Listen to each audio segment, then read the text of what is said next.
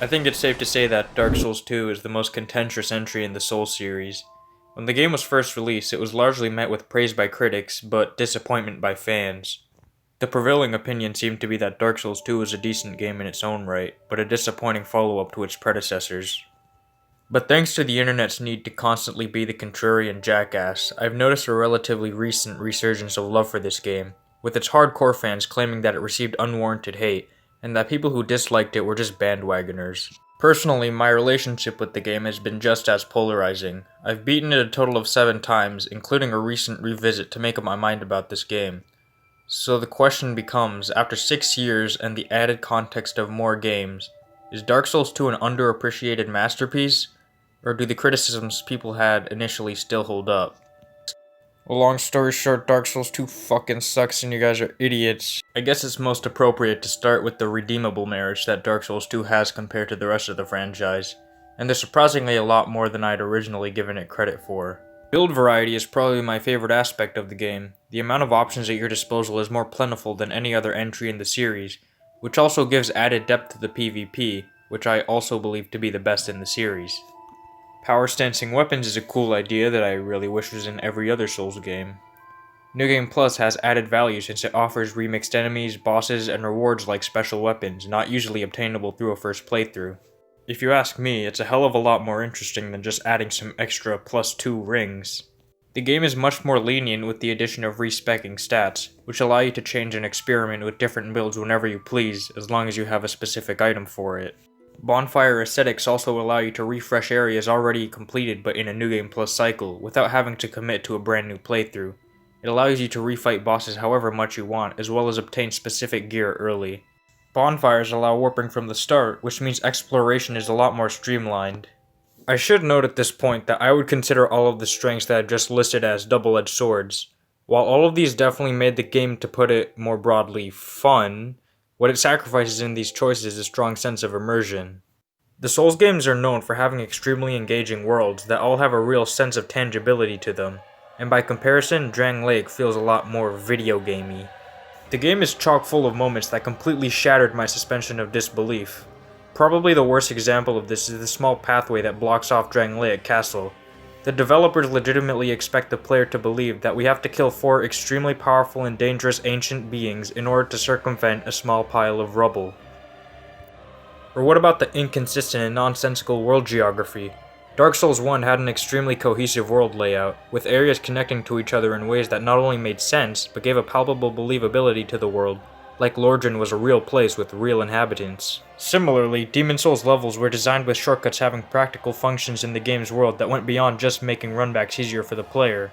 Drang Lake doesn't really have this same attention to detail, with areas connecting in ways that make no logical sense and lack a consistent flow.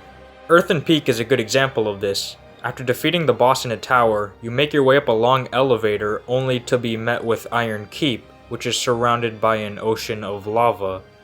Geographically, this would mean that the sky above Earthen Peak holds a castle engulfed in a massive lava wasteland.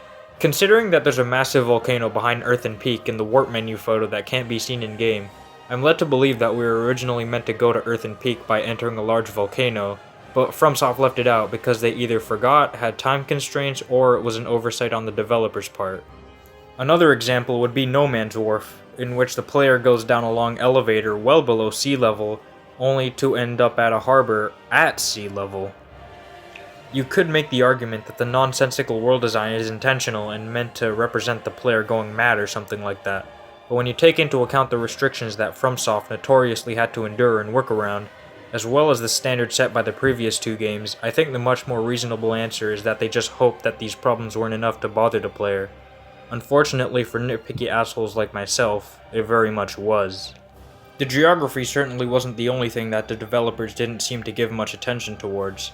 It's no secret that lead director for every other Soulsborne game, Hidetaka Miyazaki, only played the role of supervisor when it came to Dark Souls 2, since he was off making a much better game. Miyazaki's lead design philosophy when it came to the previous entries in the series was to make an interesting interaction first and foremost, with the difficulty being secondary to that and only existing usually to serve a larger purpose. This clearly wasn't a philosophy shared with the team for Dark Souls 2, and I hypothesized that Bandai Namco is the one to blame for this.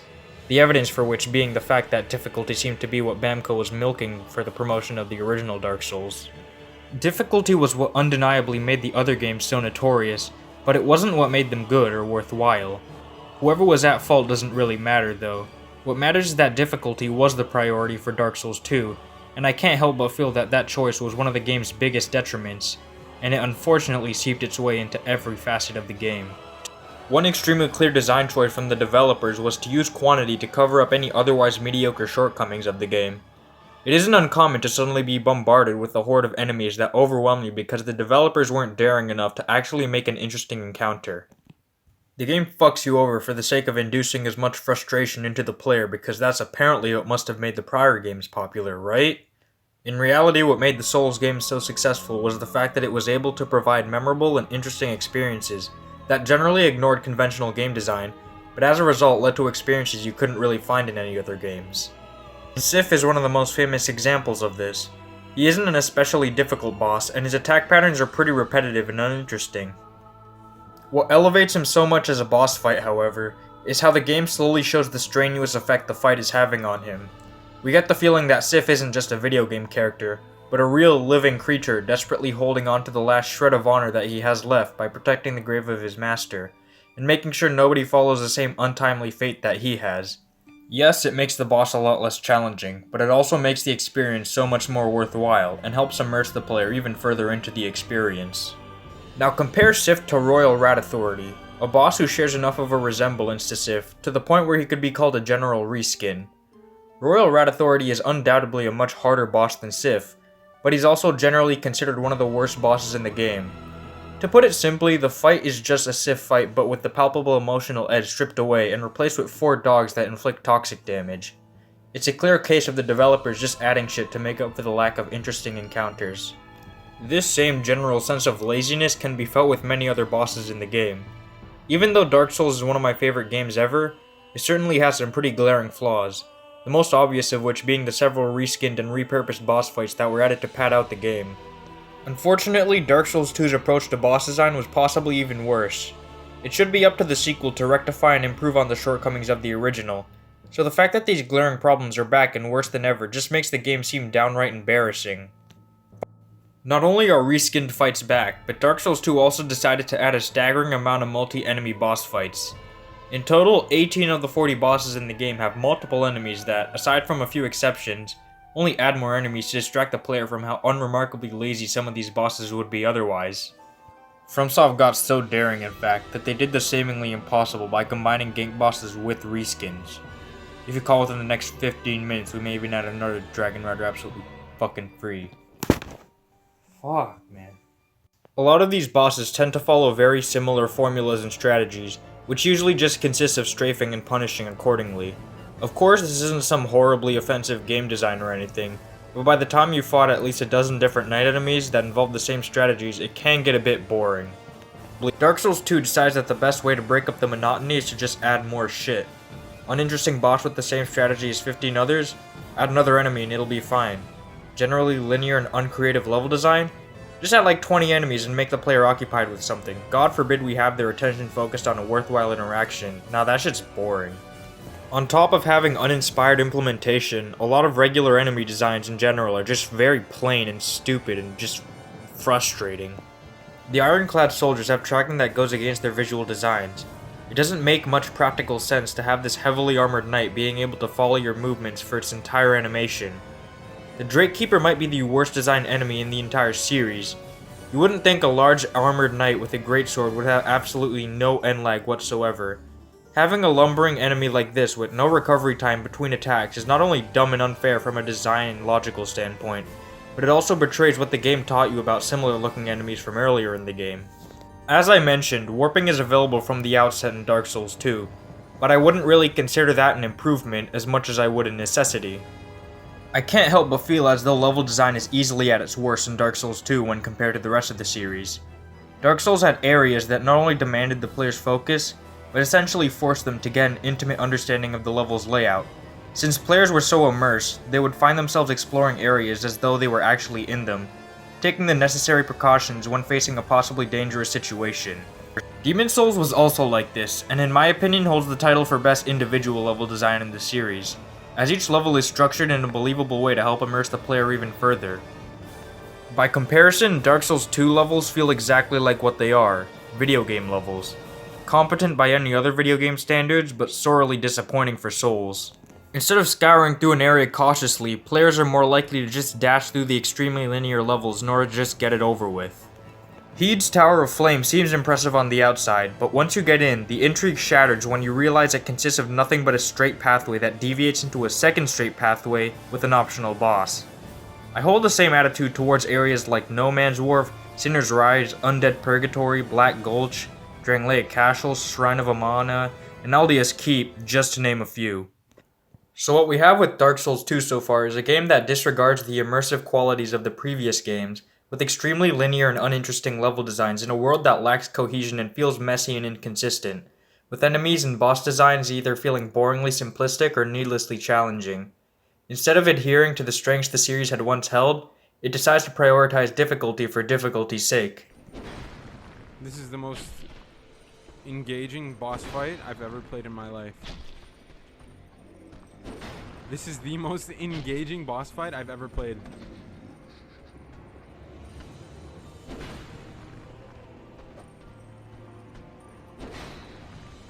I feel like I could do this with my eyes closed. I'm not even joking. It's literally just a timing.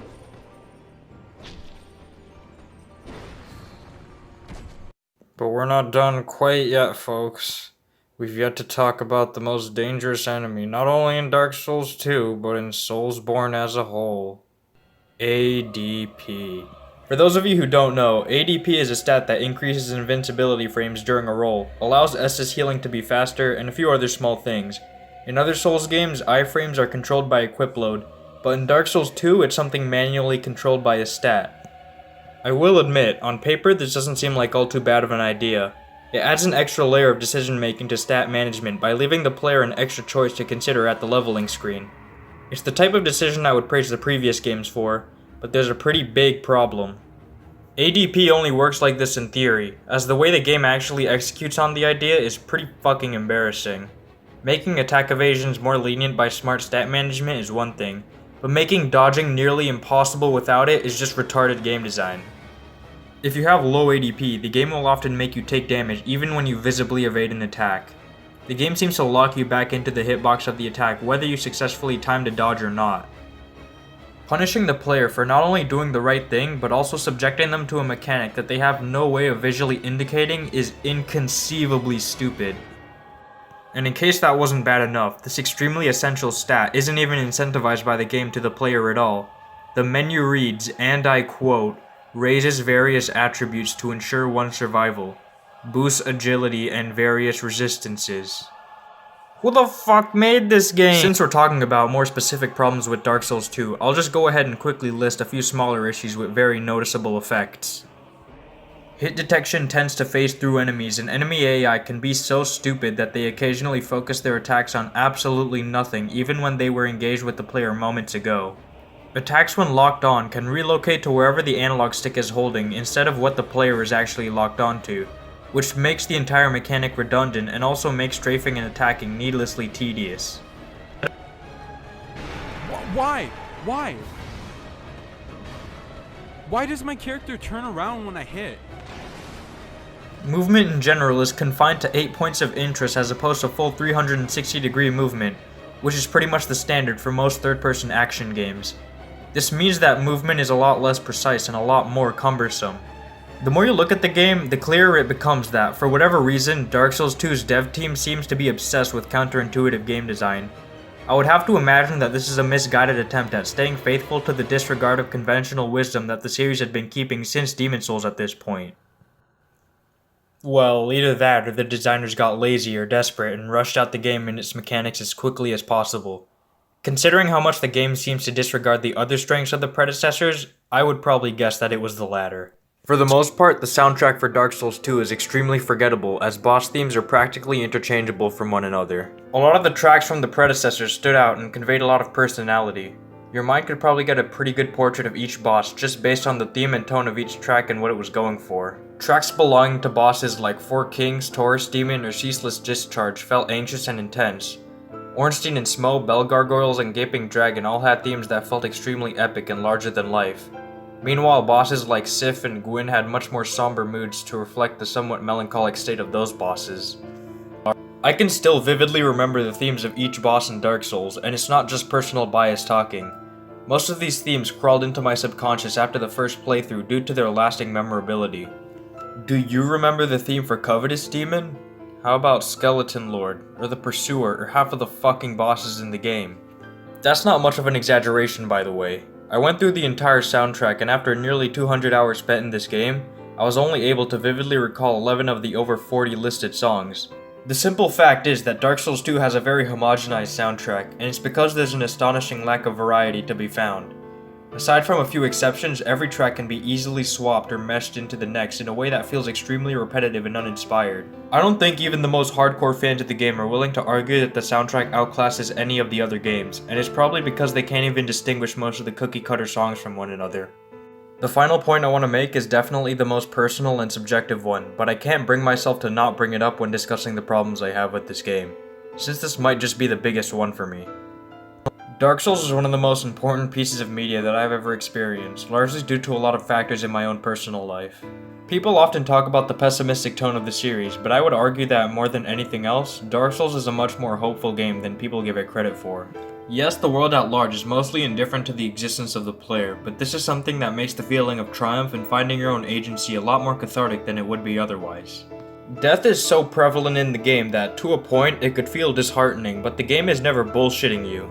There may be moments where it purposely throws you for a loop, but the enemies all follow their own set of rules and restrictions.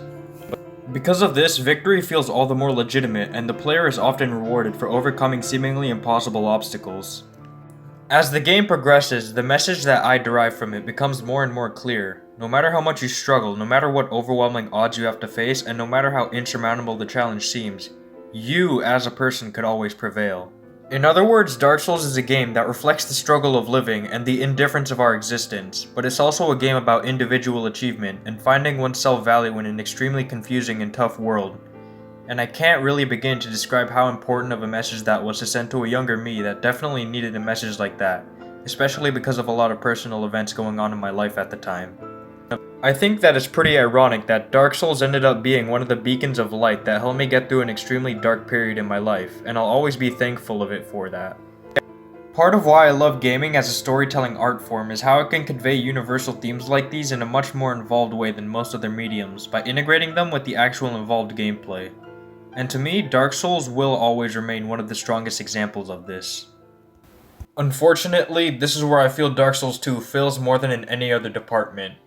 I can rag on technical aspects of the game for days, but the gross misunderstanding of the way that challenge is handled is ultimately my biggest problem with Dark Souls 2. The game, as I mentioned earlier, was primarily focused on being difficult for the sake of being difficult and nothing more, which meant that this layer of nuance was completely disregarded for the sake of satisfying the marketing department of Bandai Namco. The Firekeepers at the start of the game make light of the very thought of the player taking on the challenge of what's to come. Oh, I'll fool you no longer. You'll lose your souls. All of them. Over and over again.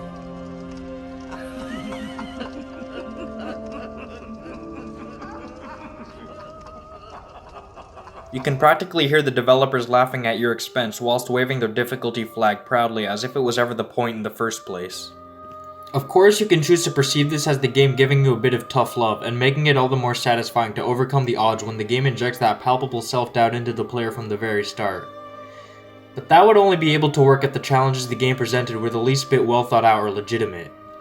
Instead, the game obsesses over half-assed boss designs and enemy placements that overwhelm the player in a way that feels like a group of scientists specifically engineered the precise opposite of the cathartic rush you got after conquering a tough moment in the other games. Ultimately, Dark Souls 2 left me more exhausted and frustrated than anything else, and by all accounts, it's a sequel undeserving of holding the label for an official Souls game.